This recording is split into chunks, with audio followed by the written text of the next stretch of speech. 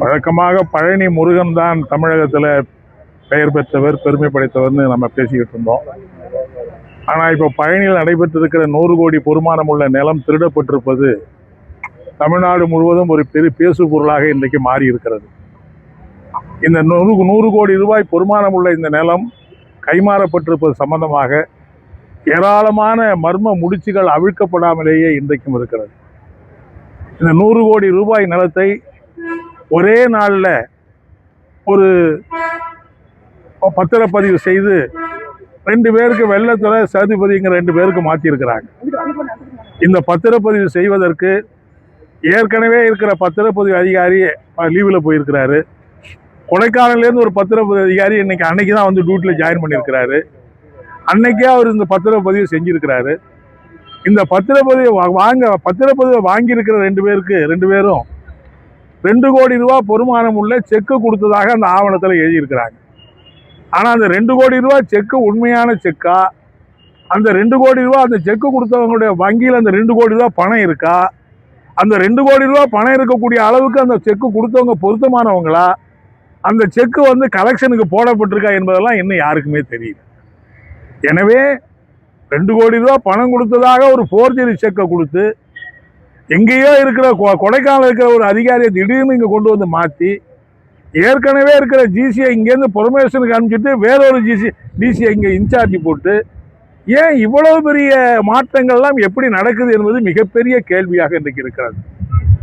இன்றைக்கு தமிழ்நாட்டில் ஆட்சி பொறுப்பு ஏற்றிருக்கிற தாவேக அரசு உடனடியாக இந்த அறநிலைத்துறை மூலம் அந்த பத்திரப்பதிவை ரத்து பண்ணியிருக்கிறாங்க.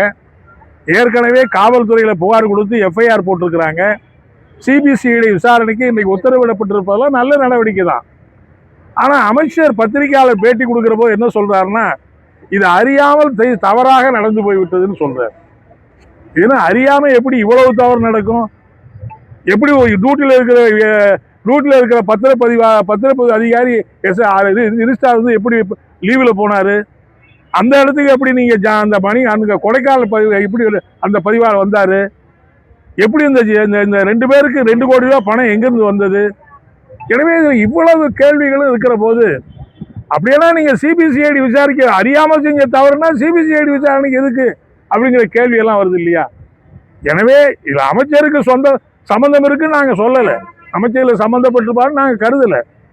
ஆனால் அப்படி சொல்லுவதன் மூலம் இது ஏதோ தெரியாமல் நடந்து போச்சு, அறியாமல் நடந்து போச்சு சொல்லுவதன் மூலம் உண்மையை மறைக்கப்படுகிறதோ என்ற சந்தேகம் பொதுமக்களுக்கு ஏற்படுவது இயற்கையாக இருக்கிறது. ஆகவேதான் மார்க்சிஸ்ட் கம்யூனிஸ்ட் கட்சி சார்பில் குறிப்பாக பழனியில் இந்த மாதிரி ஏராளமான நில மோசடிகளும் நடந்துகிட்டு இருக்கு. ஏற்கனவே பெரியமாப்பட்டியில் ஒரு 20 ஆண்டு காலமாக நாங்கள் போராடி ஒரு 900 ஏக்கர் நிலத்தை உபரி நிலம் என்று போராடி அறிவிக்க வச்சோம். ஆனால் போராடி அறிவிக்கப்பட்ட அந்த உபரி நிலத்தை நிலமில்லாத ஏழைகளுக்கு பட்டா போட்டு கொடுக்காம 20 வருஷமா இன்னும் கால கடத்திட்டு இருக்கிறாங்க. ஏன் உபரி நிலமா அறிவிச்ச நிலத்தை பட்டா போட்டு கொடுக்க என்ன இருக்கு? எனவே இப்படி தொடர்ந்து தமிழ்நாடு இப்படியான நில பிரச்சனை என்பது மோசமான அளவுக்கு நடந்துகிட்டு இருக்கு. அதே மாதிரிதான் பாத்தீங்கன்னா இதுல பிஜேபி ஏதோ கோயில் நிலங்களை கூட அவங்க அதாவது அறநிலைத்துறையே இருக்கக்கூடாது. நான் என்ன கேட்கிறேன்னா, அறநிலைத்துறை இருக்கிறப்பயே அறநிலைத்துறைக்கு சொந்தமான நிலத்தை இப்படி போர்ஜரியா திருடுறாங்க. அறநிலையத்துறையே இல்லாம ஆகிட்டா இந்த நிலங்களுக்கெல்லாம் என்ன பாதுகாப்பு இருக்கும்? இந்த கோயில்களுக்கெல்லாம் என்ன சொத்து பாதுகாப்பு இருக்கும்? கரூர்ல தமிழ்நாடு அரசாங்கம் ஒரு நல்ல நடவடிக்கை எடுத்தாங்க. 1970ஆம் ஆண்டு அங்க இருக்கிற விவசாயிகளுக்கு இனாம் சட்டத்தின்படி பட்டா கொடுத்தாச்சு. பட்டா கொடுத்த நேரத்துக்கு அன்னைக்கு அறநிலைத்துறை பட்டாவை ரத்து பண்ணல, பதிலா நிலம் விற்க வாங்க கரையத்துக்கு தடை பண்ணி போட்டாங்க, தடை உத்தரவு போட்டாங்க. அதை எதிர்த்து 0 வேல்யூன்னு போட்டாங்க. ஏன்னா ஒரு மதிப்பு இருந்தாலும் நீங்க விற்க முடியும், வாங்க முடியும். 0 வேல்யூ போட்டதுனால விற்க முடியல, வாங்க முடியல. நீண்ட காலமாக நாங்க விவசாய சங்கம் மார்க்சிஸ்ட் கம்யூனிஸ்ட் கட்சி எல்லாம் போராடி இன்னைக்கு தாவேக அரசு வந்த பிறகு அந்த 0 வேல்யூ போடக்கூடிய அந்த தடை உத்தரவை ரத்து பண்ணி அந்த மக்களுக்கு, அந்த விவசாயிகளுக்கு மிகப்பெரிய நிவாரணத்தை வழங்கியிருக்காங்க. ஆனா பிஜேபி என்ன சொல்றாரு, நயினா நாகேந்திரன் என்ன சொல்றாரு, 25,000 கோடி பொறுமானம் உள்ள கோயில் சொத்துக்களை தாரை வாத்து விட்டாங்க இந்த அரசு. எவ்வளவு பெரிய விவசாயிகளுக்கு சொந்தமான நிலத்தை கோயிலுக்கு அதுக்கு சம்பந்தமே கிடையாது. அறநிலையத்துறை குறுக்க பூந்து ஒரு தடையானை போட்டது அவங்களுடைய தவறு. அதுதான் அது கோயில் நிலமா? அது கோயிலெல்லாம் 70ல் ஏன் அதுக்கு பட்டா கொடுக்கணும்? ஆகவே இன்றைக்கு பிஜேபி தமிழ்நாட்டில் கோயில்களை பயன்படுத்தி கோயில் நிலங்களை ஆக்கிரமிப்பதற்கான இப்படியான முயற்சிகளைத்தான் செய்து கொண்டிருக்கிறார்கள். மார்க்சிஸ்ட் கம்யூனிஸ்ட் கட்சியின் சார்பில் நாங்கள் கேட்டுக்க விரும்புறது, இந்த பழனி கோயில் பழனியில் நடைபெற்றிருக்கிற 100 கோடி பொறுமானம் உள்ள நில அந்த பரிமாற்றம், அந்த பதிவு, அந்த பத்திரப்பதிவு, இது சம்பந்தமான முழுமையான விசாரணை நடத்தணும். எங்களை பொறுத்த வரையில் ஏதோ இன்னைக்கு ஒரு ஆர்ப்பாட்டம் நடத்திட்டு இதோட முடிச்சுட்டோங்கிறது இல்லை. தேவையானால் அந்த விசாரணையில எங்களையும் பார்ட்டியாக இணைத்துக் கொள்வதற்கு நாங்கள் நீதிமன்றத்தை கூட நாடுவதற்கு நாங்கள் தயங்க மாட்டோம். எனவே முழுக்க முழுக்க இதுல சம்பந்தப்பட்டிருக்க யாரோ பெரிய பல புள்ளிகள், பல கோடி ரூபாய் பொறுமானம் உள்ள இந்த புள்ளி கிட்டத்தட்ட 1999 இருந்து வழக்கு நடத்திக்கிட்டு இருக்காங்க. மீண்டும் மீண்டும் வழக்கு போடுறாங்க. எப்படி 99ல இருந்து இன்னைக்கு 30 வருஷத்துக்கு மேல ஆயிடுச்சு. 30 வருஷமா வாதாடிக்கிட்டு இருக்கிற முயற்சி பண்ணி கடைசியா இன்னைக்கு இந்த ஒரு 10 நாளைக்கு முன்னாடி பத்திரப்பதிவு செஞ்சு காரியத்தை முடிச்சிருக்காங்க. எனவே இந்த விசாரணை பரிபூர்ணமா நடக்கணும், தீவிரமா. அது மட்டும் இல்ல, ஏன் அந்த சார்பதிவாளரை இன்னும் நீங்க கைது பண்ண மாட்டேங்கிறீங்க? இன்னைக்கு உயர்நீதிமன்றம் என்ன சொல்லுது? இவ்வளவு பெரிய குற்றத்தில் ஈடுபட்டவரை உயர்நீதிமன்றம் முன்ஜாமீன்ல விட்டு போச்சு.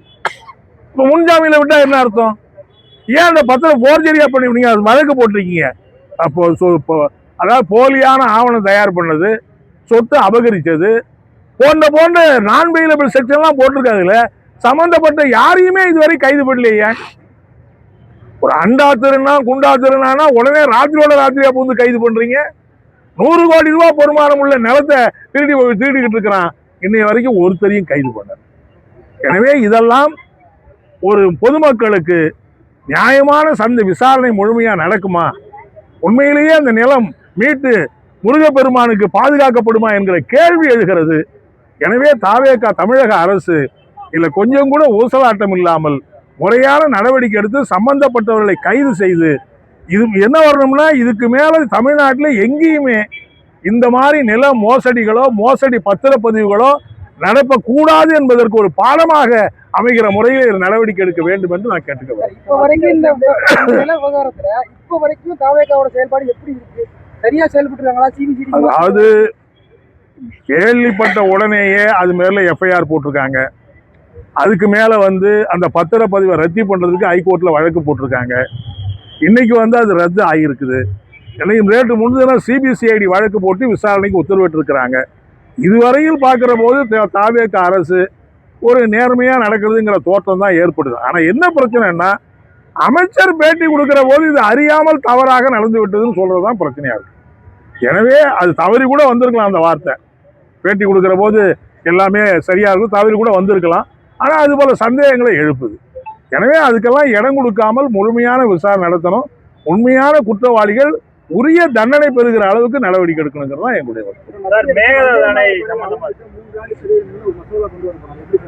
பாராளுமன்றத்தில் பாஜக அரசாங்கம் மிக மோசமான சட்டங்களை கொண்டு வர போறாங்க. அதாவது ஏற்கனவே தேசிய கீதத்தை பாட வேண்டும் என்றுதான் சட்டம் இருக்கிறது. ஆனா இப்ப வந்தே மாதர பாடலை பாடவே ஏற்கனவே விடுதலை போராட்ட காலத்திலே அதை பாடக்கூடாதுன்னு நிராகரிச்ச அந்த ஒரு பாட இப்போ நாடாளுமன்றத்தில் சட்ட திருத்தம் கொண்டு எல்லா அரசு நிகழ்ச்சிகளிலும் அதை பாடணும். அதை பாடலைன்னா அவர்களுக்கு சிறை தண்டனை கொடுப்பது என்கிற அழைப்பில் அந்த சட்டத்தை கொண்டு வருவது வன்மையான கண்டனத்துக்குரியது. அந்த சட்டம் இந்த நாட்டில் இப்போ நான் என்ன கேட்குறேன்னா, முதலமைச்சர் ஒரு இதர மதத்தை சார்ந்தவர்கள் இந்து மத தெய்வங்களை கொண்டாடிக்கிட்டு பாடுவது எப்படி பாட முடியும்? இதர மதத்தை சார்ந்தவர்களை இந்து மதத்தை இந்து மதத்தை சார்ந்தவங்க கொண்டாடுங்கன்னு சட்டம் போட முடியுமா? எனவே மதசார்பற்ற ஒரு தேசிய கீதத்தை இருக்கிற போது வந்தே மாதர பாடலை பாட வேண்டும் என்று கட்டாயப்படுத்துவது மிகப்பெரிய தேச விரோத மக்கள் விரோத செயல்.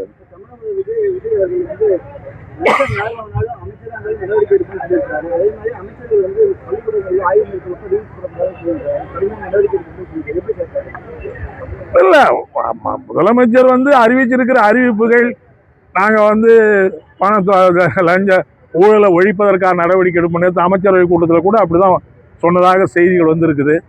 வேறு பள்ளிக்கூடங்கள் போன்ற இடங்கள்ல இந்த மாதிரி ஆய்வு செய்வதுங்கிற பேர்ல ரீல்ஸ் போடுறது மற்றெல்லாம் செய்யக்கூடாதுங்கிற நடவடிக்கைலாம் வரவேற்கத்தக்க நடவடிக்கை தான். ஆனால் அந்த அமைச்சர்கள் ஏன் அது மாதிரி நடந்துக்கிறாங்கன்னு தான் தெரிய மாட்டேங்குது. எனவே அவர் சொல்லியிருக்கிற அடிப்படையில் ஊழலை முற்றாக ஒழிப்பதற்கு வெறும் வார்த்தை சாடலாம் மட்டும். ஏற்கனவே வந்திருக்கிற ஒவ்வொருத்தரும் அப்படிதான் சொல்லியிருக்காங்க. எந்த காலத்துல ஆட்சியில் இருக்கிறவங்க நாங்க ஊழலை பாதுகாப்போம்னு சொல்லியிருக்காங்க.